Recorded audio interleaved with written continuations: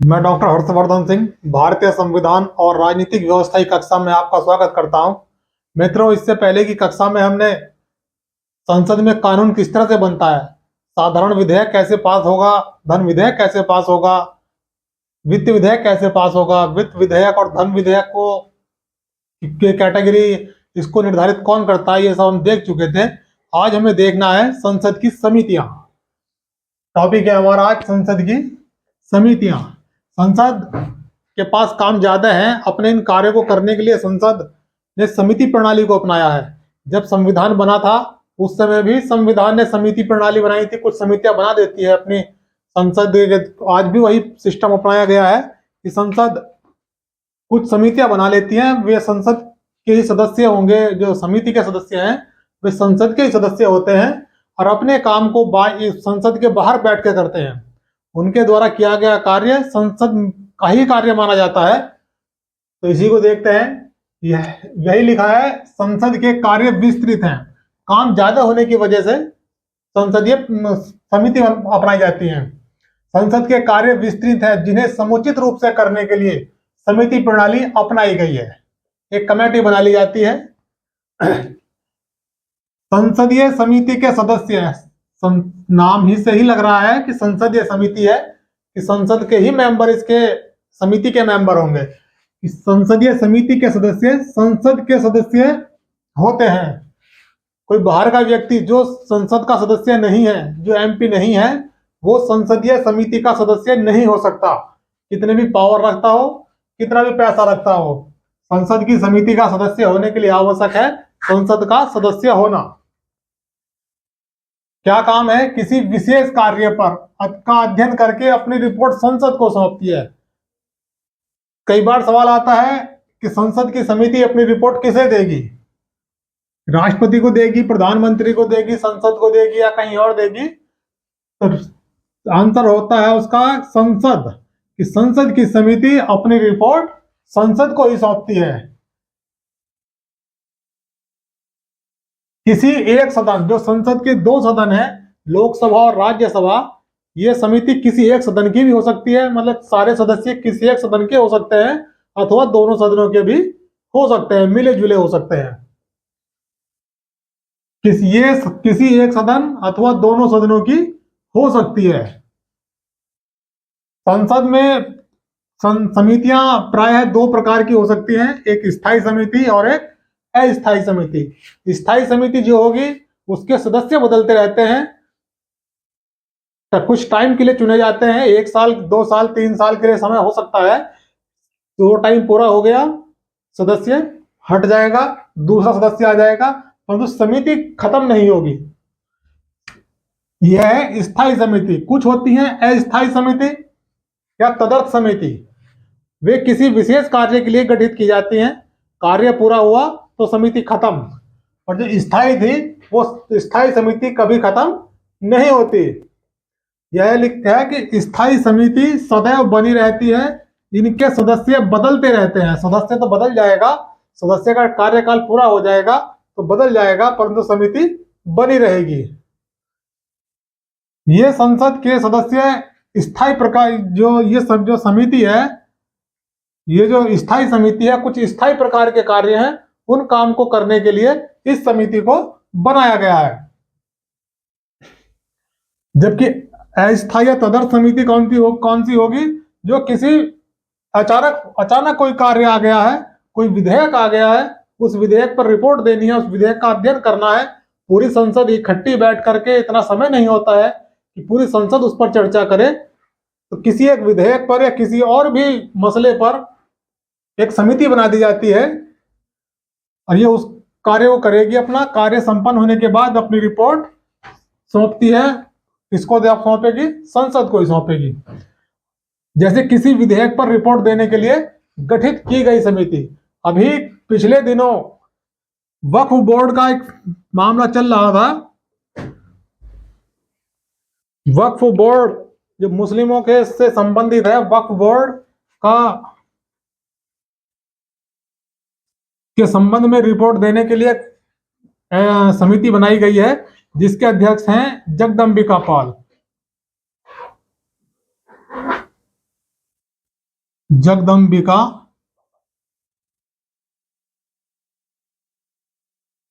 पाल, इन्होंने अपनी रिपोर्ट संसद में सौंप दी है। वक्फ बोर्ड की जमीन के संबंध में कुछ रिपोर्ट सौंपी है कि वास्तविक मालिक जमीन का कौन है। संसद समितियों में लोक लेखा समिति है, प्राक्कलन समिति है, इन सब ये महत्वपूर्ण समिति हैं। आप इसको नोट करें, फिर आगे बात करेंगे लोक लेखा समिति के बारे में।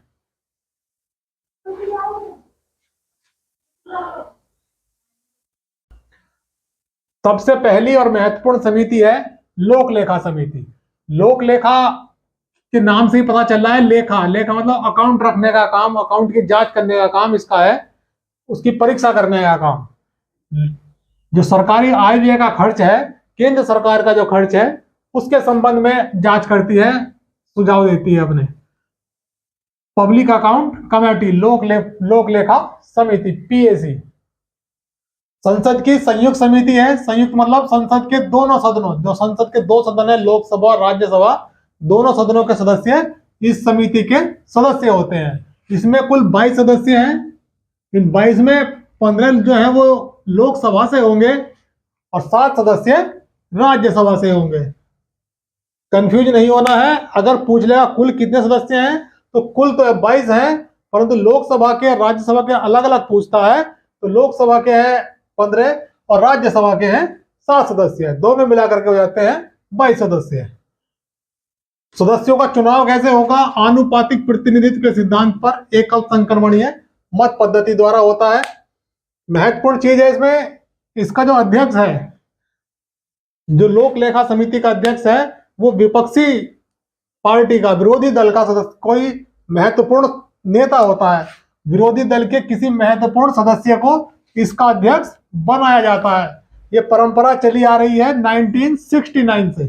1969 से ऐसी परंपरा बन गई कि जो भी सरकार, जो दल सत्ता में है, उस सत्ता वाले का अध्यक्ष नहीं होगा। यहाँ जो विपक्ष में है, विपक्ष का कोई सदस्य पीएसी का, लोक लेखा समिति का अध्यक्ष बनाया जाता है। और इस परंपरा में 1969 में मीनू मसानी नाम के लीडर को, लोकसभा के सदस्य को पीएसी का अध्यक्ष बनाया गया पहली बार। अध्यक्ष की नियुक्ति कौन करेगा? अध्यक्ष की नियुक्ति करेगा लोकसभा का स्पीकर। सदस्यों का कार्यकाल 1 वर्ष के लिए है। तो ऑफिस कहाँ होगा इसका? जो लोकसभा का ऑफिस है, लोकसभा का जो सचिवालय है, लोकसभा का सचिवालय ही इस समिति के कार्यालय के रूप में काम करता है। अलग से ऑफिस नहीं है, लोकसभा का सचिवालय ही लोक लेखा समिति का ऑफिस है, सचिव और कार्यालय है। काम है भारत सरकार के विनियोग, मतलब जो खर्च है, भारत सरकार के खर्च की लेखाओं की समीक्षा करना, कि जो पैसा जिस मद के लिए दिया गया था बजट में, वो उसी पर खर्च हुआ है या कुछ और इस्तेमाल, कुछ और खरीद लिया गया। मान लिया कोई पैसा पेन लगाने के लिए खर्च किया गया था, क्या उस पैसे से पेन ही खरीदा गया है, या बुक खरीद ली गई है, किताब खरीद ली गई है, या कहीं फीस जमा कर दी गई है? तो ये सब देखना लोक लेखा समिति का काम है। और दूसरा काम क्या है? नियंत्रक महालेखा परीक्षक। नियंत्रक महालेखा परीक्षक जो है CAG, कॉम्प्ट्रोलर ऑडिटर जनरल। नियंत्रक महालेखा परीक्षक की रिपोर्ट की जांच करना, जो वो ऊपर वही जो CAG है, CAG भी अपनी रिपोर्ट में भारत सरकार के लेखाओं की ही जांच करता है, और ये उस CAG की रिपोर्ट की जांच करेगी कि CAG ने कुछ गलत सलत तो नहीं लिख दिया है, कि सरकार के दबाव में आकर कुछ गलत काम तो नहीं करा है, ये उसको देखती है। CAG अपनी रिपोर्ट, CAG की रिपोर्ट को जांच करेगी लोक लेखा समिति, और लोक लेखा समिति अपनी रिपोर्ट जांच करने के बाद संसद को अपनी रिपोर्ट सौंपती है। लोक लेखा समिति से के संबंध में सारे तथ्य हो गए हैं। इसके आगे देखते हैं अभी अनुमान समिति या प्राक्कलन समिति। लोक लेखा समिति के बाद दूसरी महत्वपूर्ण समिति है प्राक्कलन समिति या अनुमान समिति, या इंग्लिश में है एस्टिमेट समिति। ये इससे पहले जो लोक लेखा समिति थी, उसमें लोकसभा और राज्यसभा दोनों के सदस्य मेंबर थे।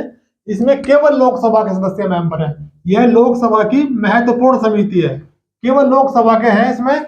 इसकी सदस्य संख्या 30 है। पहली वाली में 22 सदस्य थे, 15 लोकसभा के, 7 राज्यसभा के। इसमें जो 30 है वो 30 के 30 लोकसभा के सदस्य हैं। चुनाव इनका भी आनुपातिक प्रतिनिधित्व के सिद्धांत पर एकल संक्रमणीय मत पद्धति द्वारा होता है।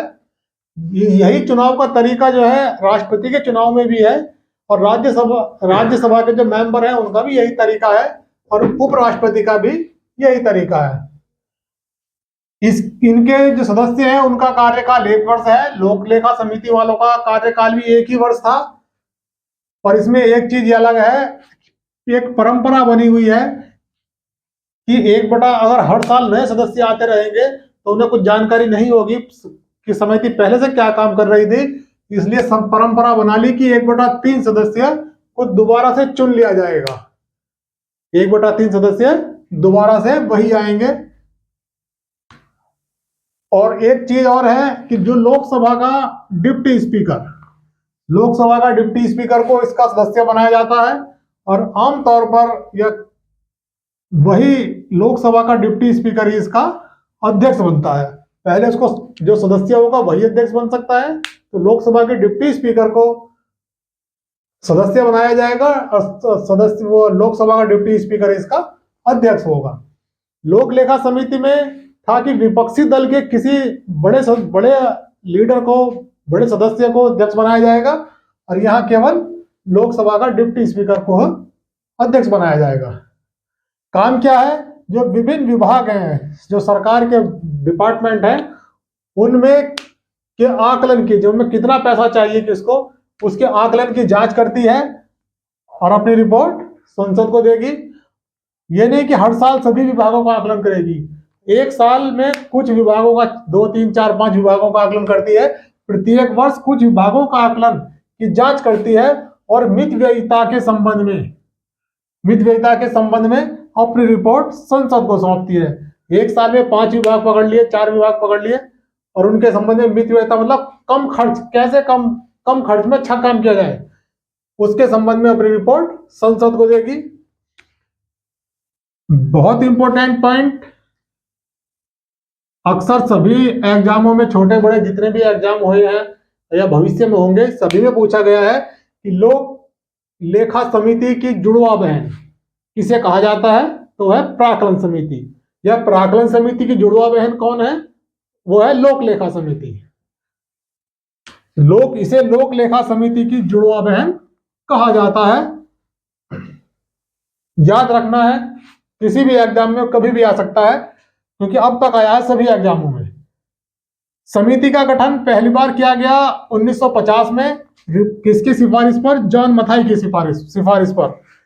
जो अंतरिम संसद थी, अंतरिम संसद के समय में ही इसका गठन किया गया था। भले ही आम चुनाव 1952 में हुआ है, आम चुनाव से पहले इसका गठन हो चुका था। अनुमान समिति, प्राक्कलन समिति के संबंध में सभी चीजें हो चुकी हैं। अब देखते हैं दूसरी समिति को। लोक लेखा समिति और अनुमान समिति के बाद तीसरी और सबसे महत्वपूर्ण समिति है लोक उपक्रम समिति। लोक उपक्रम समिति में भी 22 सदस्य हैं। जैसे लोक लेखा समिति में 22 सदस्य थे, वैसे ही इसमें भी 22 सदस्य हैं, 15 लोकसभा के और 7 राज्यसभा के। इस समिति की स्थापना 1964 में हुई थी पहली बार, और कृष्ण मेनन समिति ने इसकी सिफारिश की थी कि एक समिति लोक उपक्रम के संबंध में भी बनाई जानी चाहिए। लोक उपक्रम क्या है? जो सरकार के बड़े उपक्रम है, जैसे रेलवे है, बड़ा उपक्रम है, पैसे का लेन देन मामला है, या BSNL है, भेल है, तमाम तरह के जो सरकारी बड़ी कंपनियां हैं, उनके बारे में है कि उनकी अच्छे से रख रखाव के बारे में अपनी रिपोर्ट ये दे दिया लोकसभा को। मतलब लोकसभा को अपनी रिपोर्ट सौंपती है, संसद को अपनी रिपोर्ट सौंपती है। लोक उपक्रम के संबंध में CAG की रिपोर्ट का अध्ययन करती है। जो CAG है, कंट्रोलर ऑडिटर जनरल है, नियंत्रक माल्य का परीक्षक, जो अपनी रिपोर्ट देगा लोक उपक्रम के संबंध में, उसकी रिपोर्ट का अध्ययन करेगी और उसके बाद अपनी रिपोर्ट सौंपती है। इसके बाद ये है याचिका समिति। याचिका समिति जो संसद के पास आवेदन आते हैं उन आवेदनों की, अथवा जो ये आवेदन कहें या उसे याचिका कहें, उन आवेदनों अथवा याचिकाओं की जांच करती है। नेक्स्ट है आश्वासन समिति। ये जो मंत्री सदन के अंदर आश्वासन देता है कि हम ऐसा काम करेंगे, वो काम हुआ या नहीं हुआ, जो समिति संसद में मंत्रियों द्वारा दिए गए आश्वासनों की जांच करती है। जो मंत्री ने खड़े होकर के संसद में कुछ बताया है, उसकी जांच करेगी कि वैसा काम हुआ अथवा नहीं हुआ। नेक्स्ट है पुस्तकालय समिति। जो संसद का पुस्तकालय है उसकी देख रेख करने का काम स्पीकर का है, तो स्पीकर की मदद के लिए समिति है। और एक और है SC/ST के संबंध के कल्याण से संबंधित समिति। ये समिति का चैप्टर हमारा लगभग पूरा हो गया है। इसके अलावा और भी समितियां हैं, आप उनका भी अध्ययन कर लें। आपसे फिर से निवेदन है कि हमारी जो प्ले लिस्ट है भारतीय संविधान और राजनीतिक व्यवस्था के नाम से, उस पर जाएं और हमारे वीडियो को अच्छे से पढ़ें। जो भी प्रतियोगी परीक्षाओं के छात्र हैं उनके लिए बहुत महत्वपूर्ण संकलन है, वो इसका अध्ययन करते रहें। धन्यवाद।